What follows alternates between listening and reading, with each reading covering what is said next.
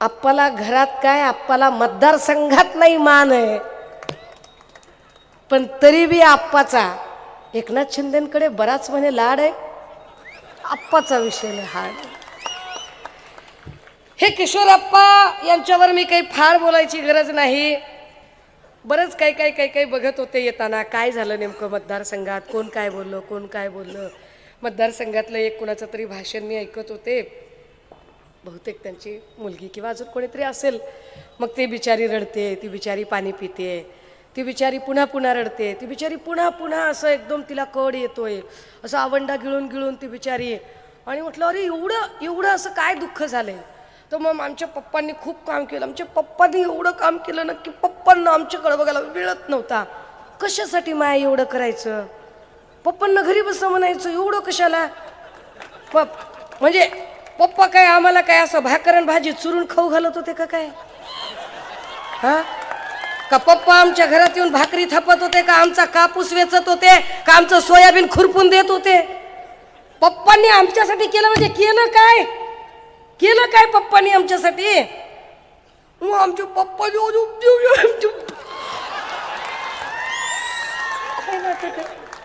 काय नाटक आहे. अरे 45 दिवसाची माझी लेक होती, सिझरियन झालं होतं माझं सिझर झालं आणि 45 दिवसाचं माझं बाळ होतं. आणि मी एका रात्रीमध्ये दुबईला जाऊन परत आले होते. मला एक इंटरनॅशनलचा पेपर सादर करायचा होता. आणि माझ्या लेकीचा मामा इथे विशाल मामा आहे, जो माझ्या लेकराला बाटलीने दूध पाजत होता. हे कधी सांगितलं नाही, पण ते आज ते भाषण ऐकून जरा. माझा वाढदिवस 8 तारखेला होता, तुम्ही सगळ्यांनी ऑनलाईन बघितलं असेल. माझं लेकरू घरी होतं आणि मी बाहेर प्रचारात होते. माझ्या लेकराचा वाढदिवस फेब्रुवारीमध्ये होता, मी मुक्त संवादात पायी फिरत होते आणि लेकरू माझं घरी होतं. काल माझ्या भावाच्या लेकराचा 2 वर्षाच्या बाळाचा वाढदिवस होता आणि तो भाऊ माझा प्रचारासाठी माझ्यासोबत आहे. आम्ही हे सांगत बसत नाही. का सांगायचं नाही? लोकांनी काही तुम्हाला आग्रह केला नाही, नसल जमत तर बसा घरात. कुणी काय लगन चिठ्ठी पाठवली होय तुम्हाला करण्यासाठी? तुम्हाला नाद आहे, तुम्ही करताय, संपला विषय. नाद आहे ना तुम्हाला, तर मग पुन्हा बोलून दाखवू नका मी हे केलं, मी ते केलं, मी असं केलं, मी तसं केलं. तुम्ही आयत्या पिठावर रेघुट्या मारायला बसलात ते सांगत नाही. आरव तात्यांनी जे उभं केलं होतं, आरव तात्यांना कधीही गद्दारीने स्पर्श केला नाही. आरव तात्यांचं सगळं आयुष्य निष्कलंक चारित्र्य म्हणून त्यांनी त्यांचं आयुष्य घालवलं. त्या आरव तात्यांच्या निष्कलंक चारित्र्याला डाग लावायचा पाप तुम्ही केलं. तुम्हाला अधिकार काय मिळतो आरव तात्यांचा फोटो लावायचा आणि त्यांचं नाव घ्यायचा? तुमच्यासारख्या गद्दारांनी त्यांचं नावही घेऊ नये, लायकी पण नाही तुमची. तुम्ही काय सांगता शहाणपण? राजे हो, मग ते काहीतरी सांगायला लागले की म्हणे शिंदे साहेब असं झालं तसं झालं, मग शिंदे साहेबांनी कुणासाठी काम केलं. जरा पत्रकारांनी लक्षात घ्यावं. एक साधारणतः 3-4 दिवसापूर्वी कुठतरी भाषण चालू होतं आणि एकनाथ शिंदे असं म्हणाले की त्यांनी मला हलक्यात घेतलं म्हणून मी सरकार पाडलं. हलक्यात घेतलं म्हणले, उद्धव ठाकरेंनी मला हलक्यात घेतलं म्हणून मी सरकार पाडलं. हे मात्र बरोबर आहे त्यांचं, हे वाक्य बरोबर आहे त्यांचं. दादा हो, 2.5 वर्षाचा काळ उद्धव साहेबांना मिळाला. मी तुमच्या स्थानिकच्या प्रश्नावर जास्त येणार नाही, कारण वैशालीताईंनी फार त्याच्यावरती वेळ घालवला आणि त्या खूप विस्ताराने त्यावर बोलल्या. साधारणतः 2.5 वर्षाचा कार्यकाल उद्धव साहेबांना मिळाला. फेक नरेटिव्ह सारखा गोंडस शब्द जे देवेंद्र फडणवीस वापरतात, त्या देवेंद्र फडणवीसांनी खरं तर फेक नरेटिव्हचं महानिर्मिती केंद्र हे स्वतः देवेंद्र फडणवीस आहेत, ज्यांनी अनेक नरेटिव्ह इथं सेट करण्याचा प्रयत्न केला. त्या देवेंद्र फडणवीसांनी इथे एक त्यांच्या लावारिस पेट ट्रोलर्स आणि भक्तुल्यांनी 25 पैशाच्या हिशोबाने जे मेसेज पेरतात, त्यांनी एक गोष्ट सांगायला सुरुवात केली की मुख्यमंत्री पदाच्या काळात उद्धव साहेब घराच्या बाहेरच पडले नव्हते. एक नरेटिव्ह कसं सेट केलं जातं बघा, की उद्धव साहेब घराच्या बाहेर पडले नाही, उद्धव साहेब कुणाला भेटले नाही. उद्धव साहेबांचा काळ कोणता? उद्धव साहेबांचा काळ होता 20, 21, 22चे 5-6 महिने. या 20, 21 या 2 वर्षामध्ये फक्त पाचोरा नाही, फक्त महाराष्ट्र नाही, फक्त भारत नाही, अख्खं जग कोरोनाशी झुंज देत होतं. ज्या कोरोना काळामध्ये संबंध जगभरामध्ये सगळीकडे आपल्याला 3च नियम सांगितले जात होते की कोरोनापासून वाचायचं असेल तर काय करावं लागेल? 10 सेकंद हात धुत राहा, 30 सेकंद हात धुत राहा, डेटॉलने सतत हात धुत राहा, तोंडाला मास्क बांधा आणि गरज नसेल तर बाहेर, घराच्या बाहेर पडू नका. शक्य तेवढं तुम्ही तुमचं काम घरातून करा. शक्य तेवढे मानवी संपर्क टाळा. हे 3च नियम होते ना. हीच गोष्ट मोदी सुद्धा सांगत होते ना. 22 जानेवारी मला अजूनही आठवतो तो दिवस की जेव्हा त्यांनी जनता कर्फ्यू मांडला होता आणि त्या जनता कर्फ्यूचं पालन संबंध राज्याने आणि देशाने केलं होतं. कशासाठी? की कुणीही घराबाहेर पडायचं नाही. अगदी लहान पोरांच्या शाळा ऑनलाईन भरत होत्या है ना बाई. आपल्याकडे लेकरांच्या शाळेच्या मोबाईलचे डाटे नव्हते माय भरायला. 4 लेकरांची शाळा असतील, मोबाईल एकच असायचा, तरी सुद्धा आपण ऍडजस्ट करू लेकरांच्या शाळा केल्या ना माय. आपण लेकरं मोबाईलवर शिकवले. 2 वर्ष अनेक लोकांनी ऑफिसच्या मीटिंग्स ऑनलाईन केल्या. ऑनलाईन लोक बोलायची. नातेवाईकांना भेटायचं असेल तर व्हॉट्सअप कॉल चालू होते. अशा सगळ्या काळामध्ये या राज्याची काळजी घेतली ती कुटुंब प्रमुख म्हणून सन्माननीय पक्षप्रमुख उद्धव साहेबांनी आणि त्यांना साथ दिली होती आरोग्यमंत्री राजेश टोपे यांनी. या 2 माणसांनी जे काम केलं ते काम, केंद्रातलं सरकार हे भाजपचं सरकार आहे. ते सरकार काँग्रेसचं नाही, ते सरकार आमचं नाहीये. पण केंद्रातलं सरकार भाजपचं असताना सुद्धा भारत सरकारने ठामपणे सांगितलं की सगळ्यात चांगलं काम कोरोनाच्या काळात जर कुणाचं झालं असेल तर ते महाराष्ट्र सरकारचं झालेलं आहे, ते उद्धव सरकारचं झालेलं आहे. 2 वर्ष हा माणूस अहोरात्र काम करत होता. आपल्याला आपल्या घरातल्या माणसासारखं त्या ऑनलाईन येऊन प्रत्येक गोष्ट सांगायचे. असं करा, तसं करा, भाज्या टिकणाऱ्या विकत घ्या इथपर्यंत सांगायचे ते. की बघा भाजीपाला आणायला सारखे सारखे बाहेर पडू नका, कडधान्य वापरा, डाळी वापरा, त्याच्यात प्रोटीन असतं, त्याच्याने तुम्हाला ताकद मिळेल, मोड आलेली धान्य खा. किती बारीक बारीक गोष्टी ते समजावून सांगायचे. एवढं बारकाईनं आम्हाला कधी याच्या आधी कोणत्या नेत्याने सांगितलं नव्हतं. कोरोना संपला. पुढे काय झालं? पुढे उद्धव साहेब आजारी पडले. आजारपण इतकं भयंकर होतं, मणक्याचा आजार जडला, शरीराचा कुठलाही भाग हलत नव्हता. माणूस मृत्यूशय्येवर गेला. मृत्यूच्या दाढेमध्ये उद्धव साहेब होते. आदरणीय रश्मी वहिनी कावऱ्या बावऱ्या झालेल्या, त्यांच्या डोळ्यात काहूर. आपला नवरा, आपलं सौभाग्य, आपलं कुंकू मृत्यूच्या दाढेमध्ये आहे.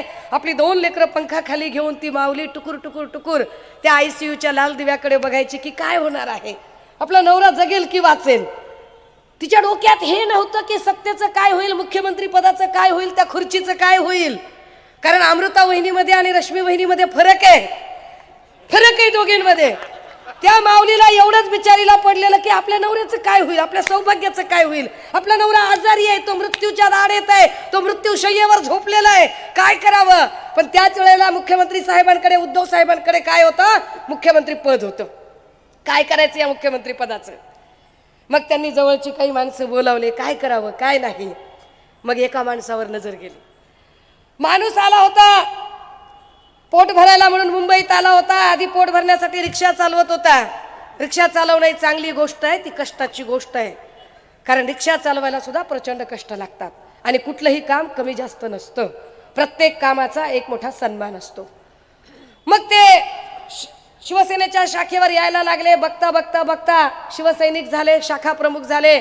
शाखा प्रमुख झाल्यानंतर मग हळूहळू विभाग प्रमुख झाले, मग नगरसेवक झाले, मग महापौर झाले, गटनेते झाले, आमदार झाले, मग नगर विकास मंत्री झाले. आणि करता करता करता उद्धव साहेबांचा स्वभाव भोळा, साधा सरळ माणूस. आणि मग काय करायचं? तर मग आदित्य दादांनी, वहिनींनी, सगळ्यांनी ठरवलं की चला आपल्या घरातला माणूस आहे, आपल्या हातचे चहा पोहे खाल्ले, मासाहेब मातोश्री मीनाताई ठाकरेंच्या हातचे चहा पोहे खाल्लेले आहेत, तर चला विश्वास टाकूया या माणसावर. आणि एक कागद सही करून दिला की राज्याचा कारभार करण्यासाठी कुणीतरी एक प्रतिनिधी पाहिजे. एक नेता, एक गटनेता म्हणून तो गटनेत्याचा कागद दिला. खरंच हलक्यात घेतलं उद्धव साहेबांनी. उद्धव साहेबांना त्याची काय म्हणजे हेच नव्हतं की असं काही पुढे होऊ शकतंय. तो कागद दिला. साहेब आजारी आहेत, ते मृत्यूशी झुंज देत आहेत आणि त्यांच्या आजारपणाचा गैरफायदा घेऊन देवेंद्र फडणवीसांनी फूस लावली आणि एकनाथ शिंदेंना ज्यांनी आम्ही हलक्यात घेतलं होतं त्या एकनाथ शिंदेंनी गद्दारी केली. समोरासमोर भिडला असतात, लढला असतात तर निश्चितपणे तुम्हाला बोलायला तोंड राहिलं असतं. इथे काहीतरी किशोर पाटलांच्या मंचावरून कुणीतरी शानपण आणि तत्वज्ञान पाजलत होतं, त्यांना ते माहिती असलं पाहिजे. बंड कशाला म्हणतात, उठाव कशाला म्हणतात? उठाव तेव्हा म्हटले असते जेव्हा 40 आमदार उठले असते, बाजूला गेले असते, पत्रकार परिषद घेतली असती, पत्रकारांना सांगितलं असतं की आम्हाला ही कार्यपद्धती मान्य नाहीये म्हणून आम्ही बाहेर पडत आहोत. पण तसं केलं नाही. 40 जण उठले आणि एक एक करून गुपचूप गुपचूप गुपचूप वाया सुरत गुवाहाटी रात्रीच्या अंधारात पळून गेले. जर तुम्ही सच्चे होतात, तुम्ही खरे होतात, तर तुम्हाला अंधारात पळून जायची का गरज पडली? तुम्हाला कपडे बदलून तोंड झाकून, तोंड कुणाला झाकावं लागतं? तुम्ही अशा उंच माथ्याने उजळ माथ्याने का बोलला नाही? का तुम्हाला तोंड झाकावं लागलं? आपण बोललो त्यांनी तोंड झाकलं म्हणून? आपण बोललो नाही. आपली भाऊजाई बोलली, आपली अमृता वहिनी बोलल्या.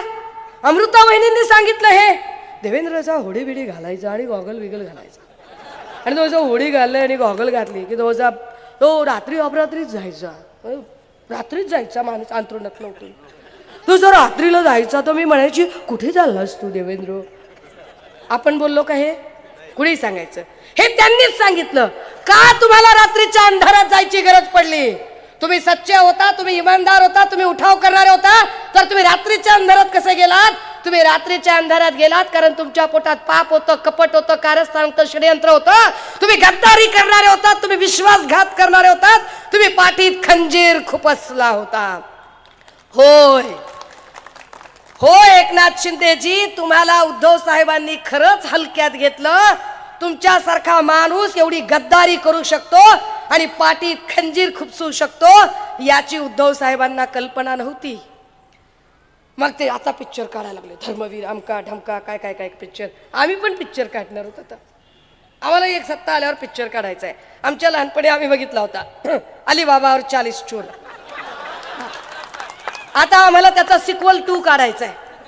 सिक्वल 2 देवेंद्र बाबा और 40 गद्दार. आणि मग 40 गद्दारांमध्ये एका एका गद्दाराची स्टोरी, त्यात पाचोऱ्याच्या एका गद्दाराची स्टोरी. आता हे काय म्हणजे काय शहाण काय सांगतात हे? मग ते काहीतरी कोणी लाडकी बहिणीवर बोललो. मी तुम्हाला सांगते माय बापाच्या इमानदारीनं मी 17 जिल्हे फिरले बरं का, आणि 18वा जिल्हा आहे. प्रत्येक जिल्ह्यांमध्ये जाते, बायकांशी बोलते. बायका म्हणतात ताई त्याच्या 1500 टिकल्यावर कुणी बसलेलं नाही. इथं लेकरा बाळांचं शिक्षण राहिलंय, कापसाला पैसे नाही, सोयाबीनला भाव नाही, काय करायचं त्याचं? कोण घेऊन बसले त्याच्या पैशाचा? काय विषय आहे? आणि बहीण अशी, बहीण जर खरंच लाडकी असेल तर बहिणीला दिलेलं कुणी काढत नसते, बहिणीला दिलेल्याची कुणी चर्चा करत नसते. चर्चा करतात का माय बहिणीला एवढं दिलं, बहिणीला तेवढं दिलं, बहिणीचं लग्न लावून दिलं, कुणी बोलत नसते. हे बोलणारे लोक जे असतात. आणि खरंच जर एवढी लाडकी बहीण आणि बहिणीबद्दल प्रेम असेल आणि खरंच तुम्हाला जर बहिणीबद्दल आस्था आणि आपुलकी असेल तर किशोर पाटील तुम्ही ठणकावून सांगायचं होतं की माझं आणि माझ्या वैशूचं नातं हे लहानपणापासूनचं नातं आहे, ती माझी लाडकी बहीण आहे. मी 2 वेळा आमदारकी भोगली आरव तात्यांच्यामुळे. जर माझ्या बहिणीला आता आमदार व्हायचं असेल तर मी माझ्या लाडक्या बहिणीसाठी हसत हसत माघार घेतो आणि करतो माझ्या बहिणीला आमदार. हा बहिणीला म्हणजे 1500 टिकल्या आणि तुम्हाला म्हणजे 15 आणि 15 दुने 3,000 कोटी. काय धंदा आहे हा? म्हणजे आम्ही एवढे का काय? आम्हाला काही कळतच नाही. आम्ही येडे और तुम्हीच शाने क्या? काय धंदा आहे दादा हो? ह्यांना लाडकी बहीण काही कळत नाही. हे फक्त मतदानासाठीचं नाटक चाललेलं आहे. कारण ज्या माणसाने लाडकी बहीण सभागृहाच्या पटलावर योजना जाहीर केली होती ना त्याच माणसाने लोकसभेमध्ये आपल्याच बहिणीच्या विरोधात उमेदवार दिला होता. काय बोलतात हे? त्याच्यामुळे ह्यांना ह्याच्यावर बोलायचा अधिकारच नाहीये. जे स्वतःच्या बहिणीला परेशान करू शकतात, स्वतःच्या बहिणीची बदनामी करू शकतात. आपली बहीण बापाचं छत्र गेल्यानंतर ती एकटी पडली आहे, ती अरे ती एकाकी झुंज देते. आपल्या बहिणीला आपण साथ दिली पाहिजे, त्याच्याऐवजी तिला त्रास कसा द्यायचा असा विचार करणारी माणसं हे कुणाचेच भाऊ असू शकत नाहीत. ज्या आरव तात्यांचा फोटो लगेच रडायला सुरू. अरे काय नाटक आहे हे? काय नाटक आहे? तुम्हाला एवढा आरव तात्यांबद्दल प्रेम आहे, आपुलकी आहे, आदर आहे, तर तुम्हाला कळायला पाहिजे होतं की आरव तात्यांनी निर्मल सीडसाठी काय केलंय काय नाही ते. तुम्हाला कळायला पाहिजे होतं की आरव तात्यांनी अख्खं आयुष्य वाहिलं. हे निर्मल सीड्स म्हणजे आर्व तात्यांचं दुसरं अपत्य आहे. हे आर्व तात्यांचं दुसरं अपत्य आहे जे लेकरासारखं सांभाळलं. आणि त्या निर्मल सीड्स मध्ये आज एक नाही, जेव्हा हजारो कर्मचारी काम करतात त्यावेळेला त्यांचं कुटुंब सुद्धा त्याच्यावर चालतं. आर्व तात्यांचा आशीर्वाद त्या लेकरांवर आहे आणि ती जे हजारो कुटुंब आहेत त्या कुटुंबाचा आशीर्वाद आर्व तात्याच्या लेकीवर आहे. परंतु तुम्ही कसले भाऊ, उलट तुम्ही काय केलं? तुम्ही डी गँगशी हात मिळवणी केली. D for Devendra. तुम्ही त्यांच्याशी हात मिळवणी केली. ऊर्जा मंत्री देवेंद्रजी, तुम्ही निर्मल सीड्स बंद करायचा प्रयत्न करावा. तुम्ही निर्मल सीड्सला तुम्ही 6.5 कोटीची नोटीस पाठवता. तुम्ही छुपे वार करता. अरे जर ती ऍग्रिकल्चर इंडस्ट्री आहे तर ऍग्रिकल्चर इंडस्ट्री मधला जो काही इलेक्ट्रिसिटीचं जे युनिट आहे तो युनिट रेट हा सबसिडाइज युनिट रेट असतो.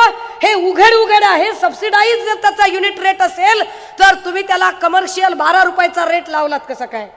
आणि तुम्हाला आतापर्यंत जाग आली नाही. तुम्ही त्याच्या स्थापनेपासून ते आतापर्यंतची एकूण 6.5 कोटीची नोटीस तुम्ही ते निर्मल सीड्स बंद पाडायचा प्रयत्न करता. तुम्ही निर्मल सीड्स बंद पाडता म्हणजे एका वैशाली सूर्यवंशीला त्रास देत नाही. तुम्ही निर्मल सीड्स बंद पाडायचा प्रयत्न करता म्हणजे त्या निर्मल सीड्स मध्ये काम करणाऱ्या हजारो लोकांच्या, हजारो कुटुंबाच्या पोटावर पाय द्यायचा प्रयत्न करता. लाज वाटत नाही तुम्हाला? हजारो लोकांच्या पोटावर पाय देताना तुम्ही विकासाच्या बाता मारता. तुम्ही विकासाच्या गप्पा मारता. शोभतात तुम्हाला या गप्पा? मागेही म्हटलं होतं, आप्पा गप्पा मारणं बरं नसतं. आप्पावर गद्दारीचा ठप्पा आहे आणि ज्याच्यावर आहे गद्दारीचा टप्पा तो आहे किशोर आप्पा आणि त्यानं मारू नयेत अजिबातच गप्पा. तुम्ही काय शानपण सांगायला लागलात? तुम्ही काय पद्धतीने बोलायला लागलात? तुम्ही या भागाचा काय विकास केला आणि काय नाही विकास केला हे आम्हाला चांगलं माहिती आहे. या भागातलं स्टेडियमची जागा असेल, या भागातली उद्यानाची जागा असेल, या भागातली व्यापारी संकुलाची जागा असेल, या भागातली शासकीय दवाखान्याची जागा असेल, या सगळ्या जागांचे जे रिझर्वेशन आहे ते सगळं रिझर्वेशन रद्द करून, खरं तर एकदा जर जागा रिझर्व झाली, आरक्षण पडलं तर कमीत कमी 20 वर्ष ते आरक्षण निघत नाही. पण 5 वर्षाच्या आत तुम्ही ती आरक्षण काढली आणि 5-5 वर्षाच्या आत आरक्षण काढून त्या जागा कमर्शियल रेटने विकायचा तुम्ही डाव केला. तुम्ही शहाणपण सांगता, तुम्ही विकासाच्या बाता मारता. तुम्हाला नैतिक अधिकार तरी आहे का बोलायचा? आणि तुम्हाला साथ देतोय कोण? तर या सगळ्या जागा ज्या गोरगरिबांच्या विकासासाठीच्या जागा, त्या जागांचं आरक्षण रद्द करायचा अधिकार कुणाला मिळतो? नगर विकास खात्याला मिळतो. आणि नगर विकास खातं कुणाच्या हातात? तर पुन्हा एकनाथ शिंदेच्या हातात. म्हणजे तुमची कशी मिलीभगत आहे? तुम्ही काय मिलीभगत पद्धतीने काम करता? तुम्हाला वाटतं की तुम्ही पाचोऱ्याच्या जनतेला वेड्यात काढू शकाल, पण नाही. या वेळेला ते करणं शक्य होणार नाही. राजे हो, का ही निवडणूक महत्त्वाची आहे आणि का आपल्याला या निवडणुकीमध्ये सत्ता बदल करून घ्यायचा आहे? तर त्याचं नीट कारण आपण समजून घेतलं पाहिजे की गेल्या 2.5-3 वर्षामध्ये ज्या पद्धतीने लॉ अँड ऑर्डरच्या सगळ्या धज्जे उडून गेलेल्या आहेत. लॉ अँड ऑर्डर नावाची गोष्टच राहिली नाही. जात आणि धर्म आणि जातवादावर तर आता काही बोलायलाच राहिलं नाही. मगाशी आमचे आदिवासी विकास संघटनेचे दादा इथं बोलत होते आणि त्यांनी सुधाकर वाघ भाऊंनी सांगताना सांगितलं की आदिवासींची इथली लोकसंख्या 37,000 तुमचं इथलं मतदान आहे. पण 37,000 मतदान असणाऱ्या या लोकांच्या तोंडाला पानं कुणी पुसली? आदिवासी समुदायाचा अपमान कुणी केला? राजे हो, कोरोनाच्या काळात सुद्धा बल्कने एवढे मृत्यू झाले नव्हते. कोरोनाच्या काळातही हॉस्पिटलमध्ये इतके बल्कने मृत्यू झाले नव्हते. एकीकडे उत्तर प्रदेशमध्ये प्रेत कोरोनातली नदीवर तरंगत होती, दुसरीकडे गुजरातमध्ये प्रेत रस्त्यावर जाळली जात होती आणि नेमकी त्याच वेळेला महाराष्ट्रात मात्र प्रत्येक प्रेताला त्याच्या जात धर्माच्या इतमामानुसार त्याचे अंतिम संस्कार होत होते. पण कुठल्याच हॉस्पिटलला एका रात्रीत एवढाले मृत्यू होणं हे कोरोना काळात सुद्धा झालं नव्हतं. पण पोस्ट कोरोना काळात, कोरोना होऊन गेल्यानंतर, एकनाथ शिंदे मुख्यमंत्री झाल्यावर, तानाजी सावंत आरोग्यमंत्री झाल्यावर मात्र बल्कने मृत्यू सुरू झाले. घाटीच्या रुग्णालयामध्ये एका रात्रीमध्ये 28 मृत्यू झाले. नांदेडमध्ये एका रात्रीमध्ये 14 मृत्यू झाले. इकडे ठाण्यामध्ये, कळव्यामध्ये, एकनाथ शिंदेच्या बालेकिल्ल्यामध्ये एका रात्रीत 32 मृत्यू झाले. नांदेडला जेव्हा एका रात्रीत एवढे मृत्यू झाले, त्याला जबाबदार खरं तर इथला आरोग्यमंत्री तानाजी सावंत. कारण काय करतील तिथला स्टाफ तरी.